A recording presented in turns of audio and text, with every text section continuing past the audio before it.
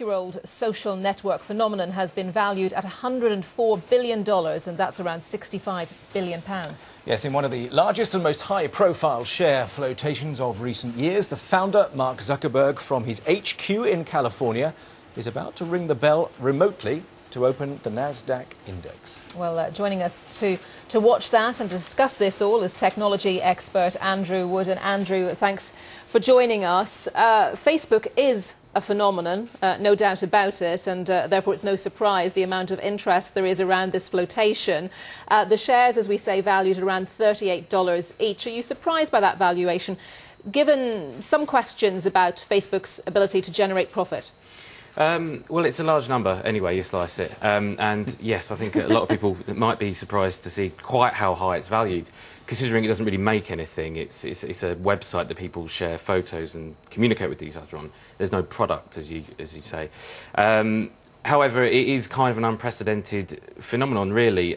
Social networking in general hasn't been around for a while, but what you have is 900 million captive audience, and in advertising terms, that's huge. And this is where a lot of the investor speculation comes from, and you get that massive figure.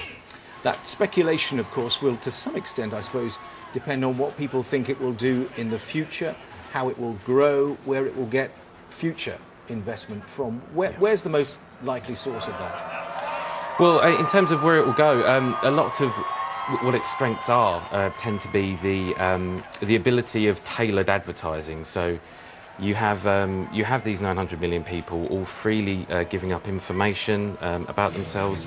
Andrew, sorry, can I just interrupt you for a second, because we are seeing these pictures now of Mark Zuckerberg. We're obviously waiting, as Julian said, for him to remotely ring the bell. All right, everyone, are you ready? At the New York Stock Exchange. Let's listen in.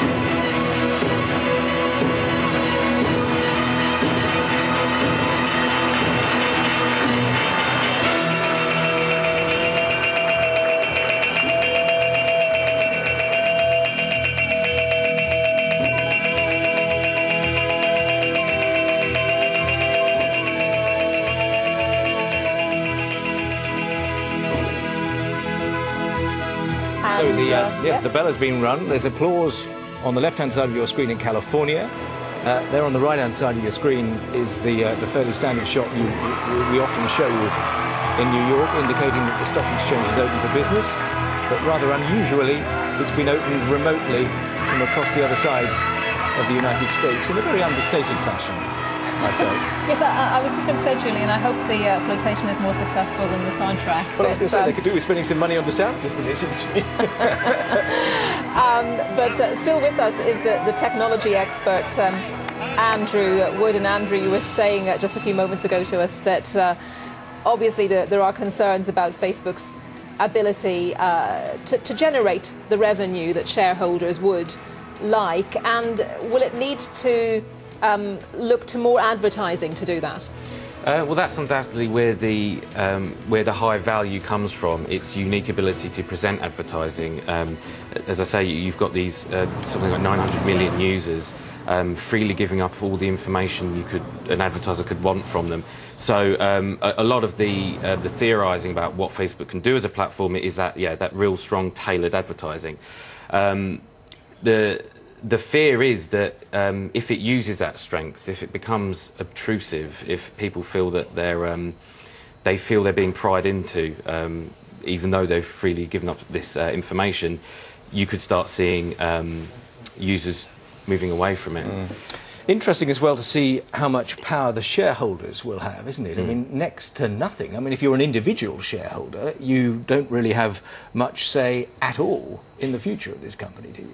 Well, that's right. I mean, the one thing Zuckerberg has done is him and a few of his original owners, they've retained huge ownership of large amounts of the shares. So I don't think it's going to, in any time soon, be one of those situations where the shareholders are going to force his hand into anything, or they'll certainly have a hard time doing so.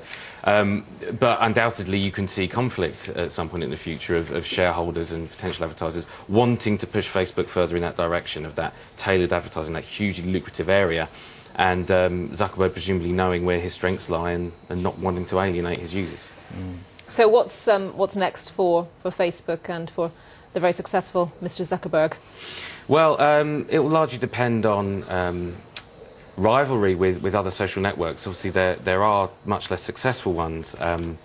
Recently, Google Plus launched, and the one thing that was noticeable about it, that people were quite unwilling to necessarily re-upload lots of their information. They'd already become entrenched in Facebook, and it hasn't seen the uptake that Facebook has. So in a large part, you'd have to say, keep doing what you're doing, because they're obviously doing very well at it. Where they go will largely depend on where the shareholders push them, perhaps. But yeah, it'll be interesting to see how it develops. Okay, Andrew Wood, technology expert. Thank you very much.